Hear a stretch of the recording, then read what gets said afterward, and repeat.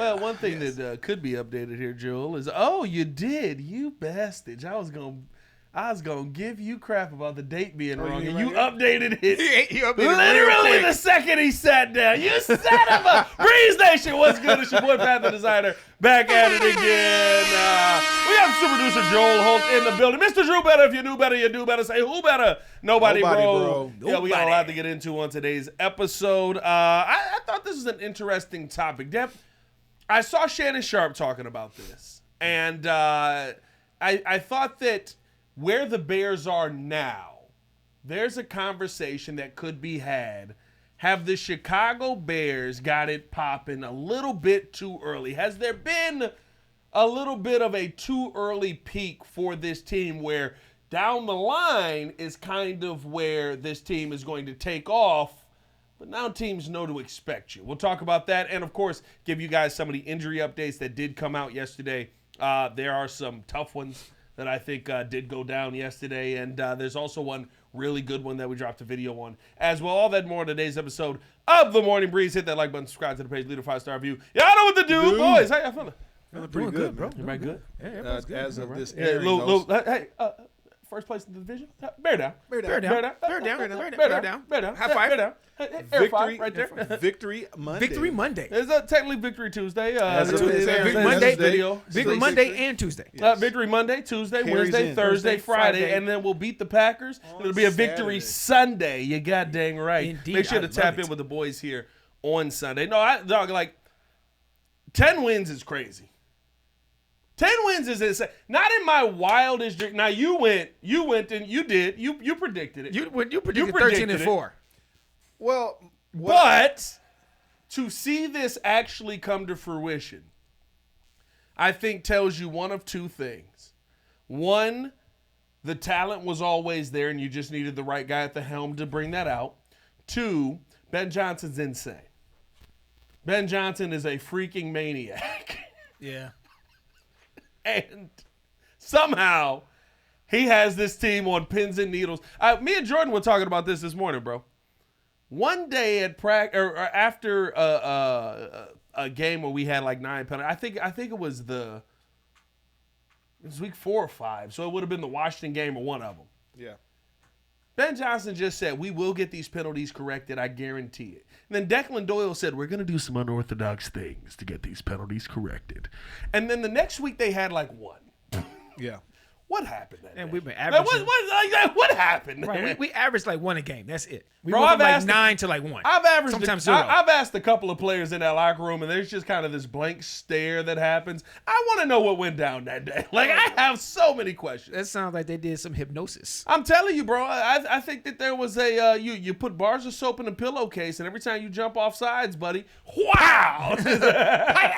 Welcome to prison. But no, man. Listen, It's a Full Metal Jacket. So. Private pile. They got the private pile duty. I know it's crazy. I could see Ben Johnson hitting him with I bet you can suck a golf ball through a garden hose. Whoa, Ben, whoa. Pause. I thought this conversation is interesting, talking about where the Bears are at now heading past this season. They have a lot of opportunity for themselves. I think that they control their own destiny the rest of the way. Hopefully a win versus the Packers allows you to continue to do this. But at a minimum, you feel like if you can find ways to win 2 of the final 3 games of this season, you are in the playoffs, controlling, like I said, your own destiny. So I was saying, Did this peak a little bit too early for the Chicago Bears? Is year 1 going to be one of those things where you have to now have the perfect offseason, which maybe you had to have it anyway, because you're probably not in a position to win a championship this year with where your pass rush is at currently, with some of the injury issues that you've dealt with this season. Shannon Sharp was talking about all the factors that kind of go into this team, and that this year isn't the year, next year will be the year. But now people know what to expect next year. I was saying, I said this from the beginning of the season, that they would contend for the division. I didn't say I figured first round exit type of team, not like they're going all the way to the conference. Well, you and said winning. 13 wins. 13 wins ain't really first round exit. Well, because when you look at the schedule, I wasn't scared. Like, look, the losses I had were I had them losing to the Ravens. Yep, they did. They did. I had them losing to the Vikings at away. In Minnesota, yeah. So I had them losing. They flipped We flipped it. We lost here. We beat them there. And then I had them losing to the 49ers. Yes. And then what's the fourth loss? 49ers and the Eagles. But we ended up beating the Eagles. Yep. So that's one win. So they're technically on track to be 13-4. But a lot of it was just like, I'm not scared of these teams outside of the really dominant ones. And so, the 2 losses with the Vikings and Detroit was not expected. But I also said Detroit's going to take a step back. You cannot lose all those coaches and then expect to just keep it going. Yeah. We've lived through it. We've lived through having coaches and bringing in someone else to play or, try to take over like Sean Desai for Vic Fangio. We've been through it was gross. We've been through the Mel Tucker taking over for Rod Marinelli. We've been through, Trestman taking over for Lovey. Like we've been through this stuff with the talent being there. So I didn't think Detroit was going to be able to do, I figured they'd take a step back. Right. Minnesota has a rookie quarterback. I said they're not going to necessarily do nothing when you got a rookie quarterback like that. And this is the thing. I've been watching football a very, very long time. You are old. You have seen these things play out over the years.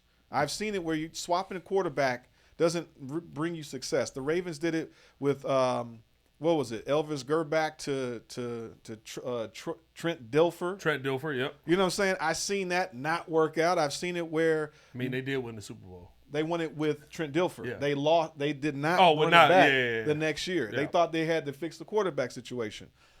We've seen it over the years where coaches have left. We've just seen it personally here in Chicago. So my thing is, we've also seen it where John Fox took over a 1-15 Carolina team and go 15-1 the next year. Yeah.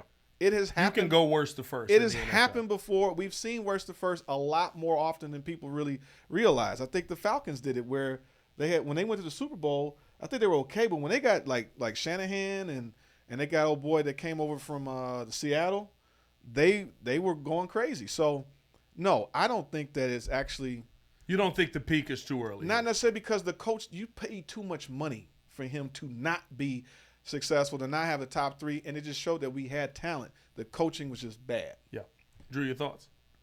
I want not to say that it peaked too early, but I will say that it does put us in a predicament that we talked about offline, was that now you have sped up to have the greatest precision offseason of the up-and-coming year. Yeah. Because now you know the deficits that you have, and you have to hit and fill those deficits. I almost that was you okay? You all right? That was a lot of S's on deficits. Yeah, exactly. I had a stroke right there. But the deficits of the team, because if you don't, you're in the same spot as you were this year.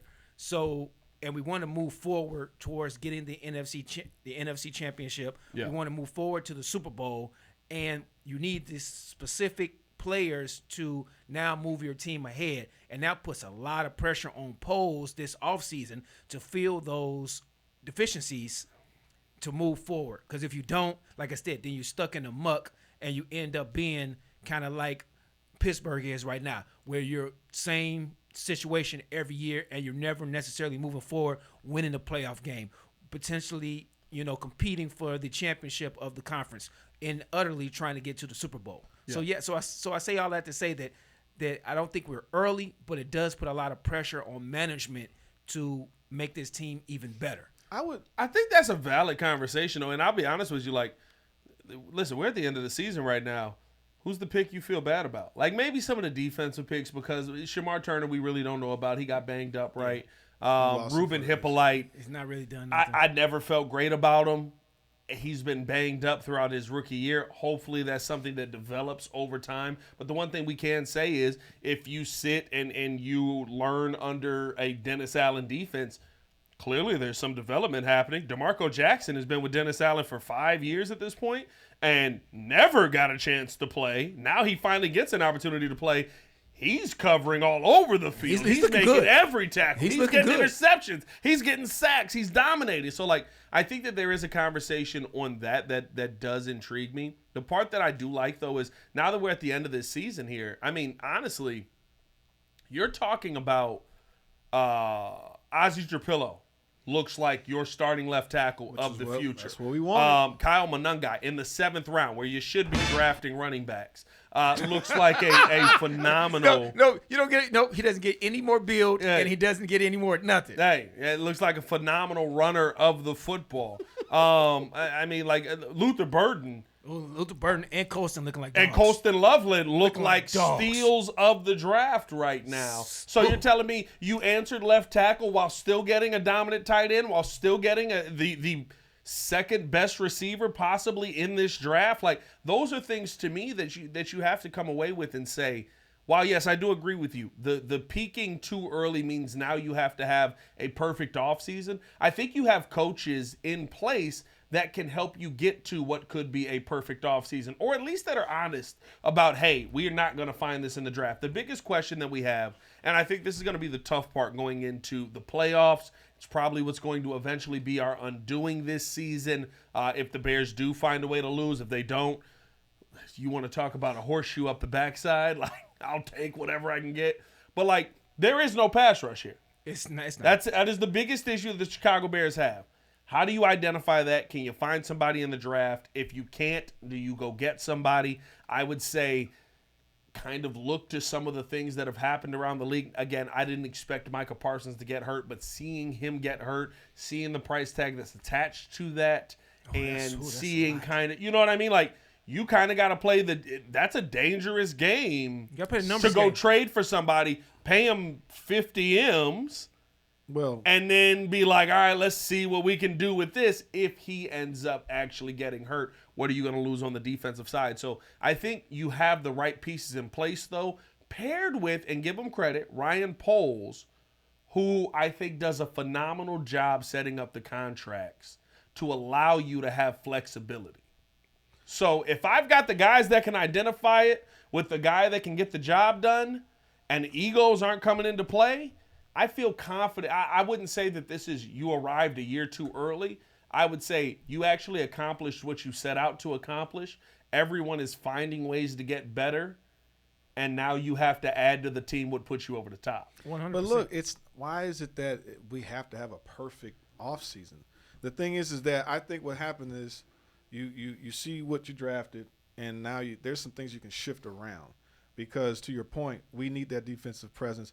I honestly thought that that was a blunder by Green Bay to trade for like they went all in. Listen, I never. They did went that. all in. You get Michael Parsons. No, but he's see, there's a generational. reason. He's generational, bro. No, he's not. He is. If he's generational, he'd be in Dallas. Like generational is Myles Garrett being re-signed, even though like they didn't let him leave. You don't let that kind of guy leave. You don't that's let Jerry. him leave. No, that's Jerry. That's not just Jerry. That's Jerry. He kept everybody That's else. 100% Jerry. He kept everybody else. Jerry That's also let another generational player walk out the door like multiple times. So like, He's not. But the point is, Jerry that has been. he Like, has, okay. No, he Jerry- had a back Jerry- issue. no. He has a degenerative issue. So they knew getting him. No, I Yes, he disagree did. with that. I disagree. I'm not. with that. This is not about disagreement. He has an issue with his back. He does. He does, but Okay. that's not the reason why Jerry didn't re-sign him. The reason why Jerry didn't re-sign him was based upon this fictitious mindset that Jerry had regarding the contract and that conversation. Jerry don't want to work with agents. Right, he don't want to work with agents, and he thought that he had the contract signed pretty much with Micah without the agent's influence. And then when Micah was like, "No, my agent has to get on this," he was like, "No, I don't Jimmy want it." Jones. That's either not, way. It's I'm Jimmy not Jones. even- Either that's way. Y'all Jerry going Jones. You're going down on that wasn't really the rabbit hole I was going for. The point is that they got him. I'm not saying I predicted that. Oh, What a hole. they're going to sit there and have no one had predicted he would have the injury. I just figured, But his impact, though. you got to. He had some impact, definitely. He's a third down specialist. We get that. The point is that You know he's like the second best pass rusher in football. I got you. The point is that Go the ahead, money go that ahead. they put into trying to get that team, they're deadlocked. They are, went all 100%. in. You went all in. So You went all in, they're but boom or bust. But they were pretty much one player away from They were being like a us- Super Bowl. they were like when us in 20 Micah Parsons on that team, they were going to the Super Bowl. Yes, pretty but they're much. like a 2018. That's like the 2018 Bears team that we had. Yes. A little bit better. Yes. We went all in for You went all in for Khalil Mack. For Khalil Mack, you Yes. gave it the picks, and now you're trying to make that work. And you live with that team. Yeah. The thing is, the Bears have a very young team with a cap, and there's some people that I think there's some pieces they can move around. I still keep thinking that Trey Henderson can just walk his tail over here. Now they got to figure out this cap situation. But last time I Yeah. checked, the 16 sack kind of guy is very attractive. I know, but That knows the system because he played for the coach that we got now. I know, but the problem with Trey, and you would like, you would like Trey to come over here, and I would love him over here. But the problem with that is he's not as young as, Michael Parsons. He's not as young as Myles Garrett. Is Myles Garrett, though. He's 31. Myles Garrett's 30. No, the point is that you don't have. Trey is older than 30. He's Trey 31. I thought was 32. Trey is 31. I thought Trey was 32. No, he'll be 32 31. next year. Oh, right. Okay. When's his birthday? December 5th. He'll be 32 in the middle of the season next year. He's Right. 31 right now. Okay, The point so is that Myles Garrett is literally a year younger than Trey Hendrickson. my point is saying that is, are you going to invest 40 M's for 2 plus years. Because you got to get more than 2 years. No, you don't. You got to get more. Nobody's coming over here for 2 years, bro. You take At 31? your minimum contract is 3 with a team option for the 4. So you're gonna have to get him for 3. Okay, then 3 years. The point is that he can walk over here. He could walk over here, but my point is, what are you going to gut your team financially or to restructure to add $40 million? That was my issue. Like when we talking about trading, then you're swapping money. But when you're talking about him just coming over here in free agency, yeah, I would love it. Yeah, but that means you can move. It becomes a definite pose. Well, here's the situation where he has to flex and move and shake and drive and all that. Shake and jive is crazy. Here's the problem. Roll. Here's the problem with all of that. Are you not paying anybody else, or are you trading somebody to make it happen? I think you might That was have my to point. move. That was my point. Yeah, but the thing is now you can get really creative. Yeah. If you're able to trade, let's just say, just for kicks and giggles, like DJ Moore, because the ascension of Luther Burden, you got Colston Loveland, and you got Rome. Yeah. So you got all those guys on very, very cheap contracts where you have DJ at $25 million a year. We could maybe move that for a second-round pick.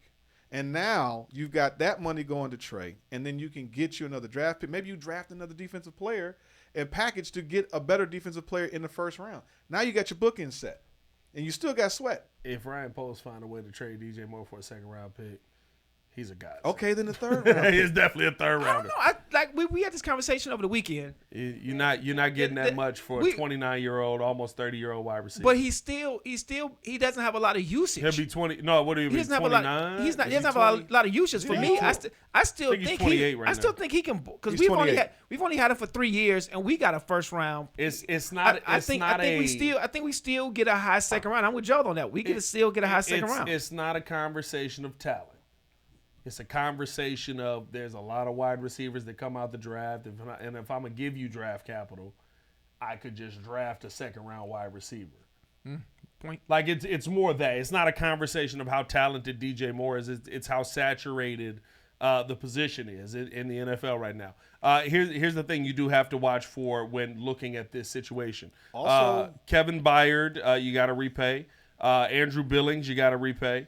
I'm not paying You're not bringing back Big Bill? I'm not bringing back Big Bill. Also, look. All right, I think Jaquan Brisker, Hey, you watch got to this. re-sign. J.O., you got to re-sign. Watch this. Joe Tooney's 34. Yeah, Joe Tooney different, though. Yeah, but what if There's certain players that I'm not messing with my What if he offensive would- line. I'm hold not on. messing with my offensive Hold line. No, on. I don't He want to hear might- nothing about my offensive line. well, We you gonna finally hear got it. it. We finally got it. He's 34. Yeah. You have to eventually replace him, whether Through he's the draft. 35 Hey. or Through the 36. draft. Hey. $21 million. Through the draft. That move You're not- alone. You're not moving messing with your I'm offensive line. just You're not saying. creating a hole. Now We now you're saying blasphemy, Joe. Right. You I'm guys- not doing it. We finally fixed our offensive line, What and now I'm- you want to wreck it? I No didn't say cap wreck it. casualty. No cap casualty, buddy. He's only getting he's $21 million with an opt out in 2027. Yep. I'm saying that you could draft the money that's freeing up is Joe Tooney, regardless. Father Time is undefeated. So whether we get the eventual replacement guard, because he's not going to be here forever, but there's your money right there. 21 off the books, whether you don't move DJ Moore or or Montez Sweat. But in 2 years, that money's gone. So I'm just saying in general, I think that I'd like to see Trey Hendrickson here. I don't have to trade for nothing. And if I need to trade, I can get some value back on maybe one of these high contracts to at least free up and get me some more talent in the draft. You have to build through the draft. last word before we hit our last topic.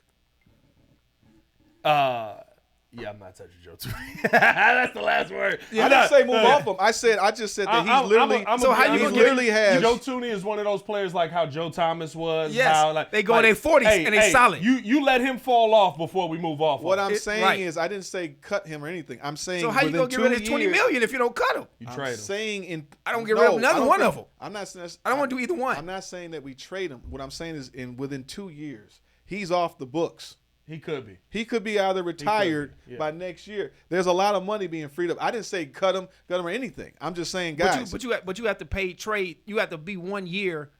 You're 1 year in flux, pretty or much. maybe you re-sign him to a different Well, deal, give a cap-friendly deal. I think here's the thing. The offensive line I feel really comfortable about. You got Jonah Jackson, who was a Pro Bowl right guard. You got Luke Newman, who showed you some things that he could. Pro Bowl left guard, which is the position that Joe Tooney is playing right now. You got Luke Newman, who's shown you some really good things at right guard. You're going to be able to develop him over the next couple of years. If the natural progression happens, it happens, right? Natural progression. No, I don't want to cut nobody. You let that happen before we even talk about Joe Tooney. He's a non-starter for me. All I'm saying is that I'd move off DJ. I'd move off Jalen. I'd move. Now Yes. the big one is right. What are you doing free agency? You got Jaquan. And you got. Are you re-signing Jaquan? Jaquan has literally had the season. Is it TJ or No, TJ or signed. Tremaine? Well, Tremaine is signed until next season. What about Jalen Johnson? Well, here's the thing. Does Sean Wright make? Here's the thing. No. But do you go? Well, it depends on. Listen, Jalen is still that shutdown corner, even though he had a couple CJ lapses. Gardner has been doing his thing. Yeah, but CJ Gardner not cover corner though. He not cover corner. We got a lot of corners. He's actually really bad at it. In fact, I the Packers attacked actually him. would make him safety. I would put him in the box. I would put him if I'm moving on from Brisker. I would put CJ. Now that could GJ that as could be a it. safety. Yeah, that could be it. Do you get Brisker moved on from and you hold on to CJ GJ like that? I think there's a lot of things that have to happen this offseason.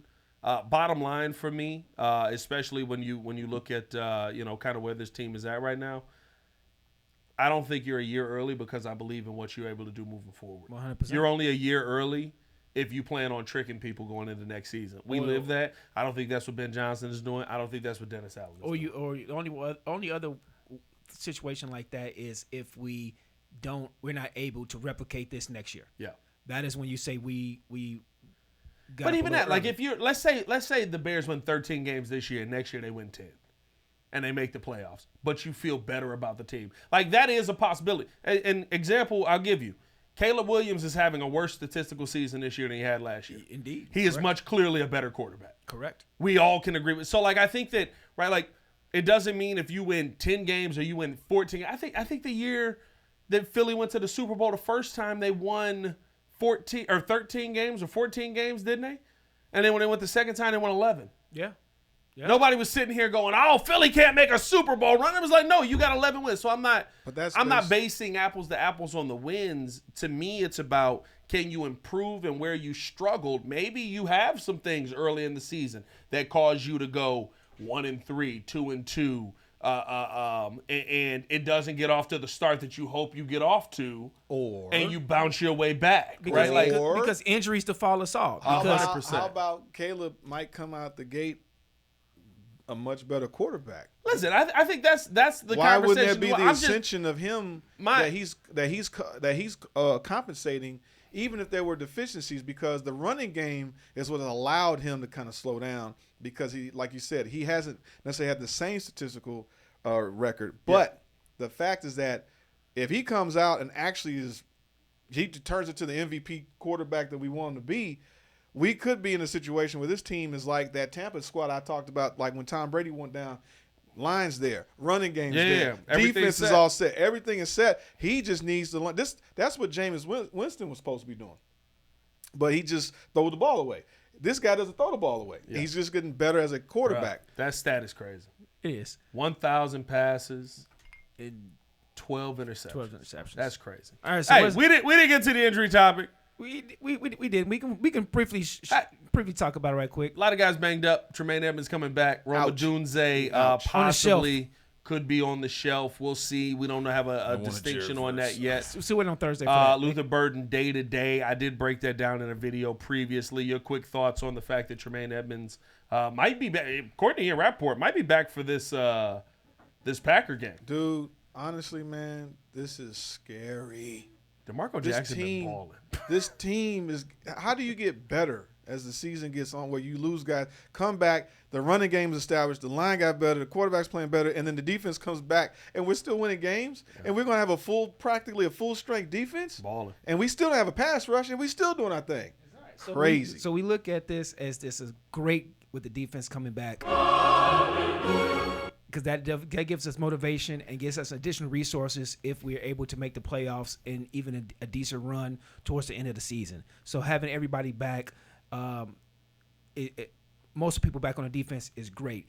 Losing Rome potentially to let his foot heal up, Burton day to day. They said it didn't seem like anything very serious. Yeah. So the injuries are important on the offense, but I think we have enough pass catchers to offset a couple games missing our big name targets. That's the hope, man. We'll see what ends up happening. Hey, we appreciate y'all for tuning in and showing love as always. If you want to know more about the injuries, check out the video that I dropped over on the YouTube channel yesterday. As always, man, it's your boy Pat the Designer back at it again. The super producer, Joel Holt. And of course, Mr. Drew Better. If you do better, you do better. Say who better? Nobody, bro. Y'all stay safe out there, Chicago. Bear down. One love. One love. One love. One love.